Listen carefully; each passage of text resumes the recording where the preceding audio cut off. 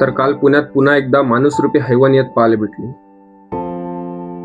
पुण्याच्या भोर तालुक्यातील नसरापूर या गावातली गोष्ट. एक 4 वर्षाची चिमुकली आपल्या अंगणात खेळत होती. तेवढ्यात एका 65 वर्षाच्या हैवानाची नजर तिच्यावर पडली. चिमुकलीला वासरू दाखवतो असं सांगून तो तिला गोठ्यात घेऊन गेला. तिथं तिच्यावर लैंगिक अत्याचार केला. पण गोष्ट इथंच थांबली नाही. त्यानं तिची दगडानं ठेचून हत्या केली आणि तिची बॉडी चक्क शेणाच्या ढिगाऱ्याखाली लपून ठेवली.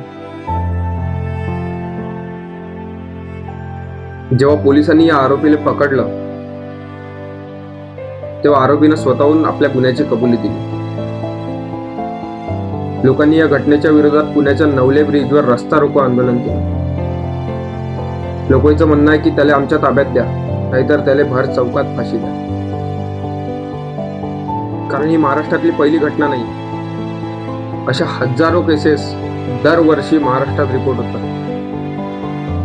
कधीपर्यंत आपण आपल्या पोरीचा जीव धोक्यात घालणार आहोत?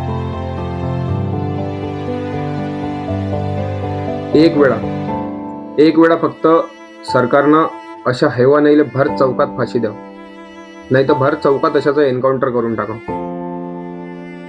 परत कोणाची हिंमत नाही होणार कोणत्या पोरीवर वाईट नजरेनं पाहायची.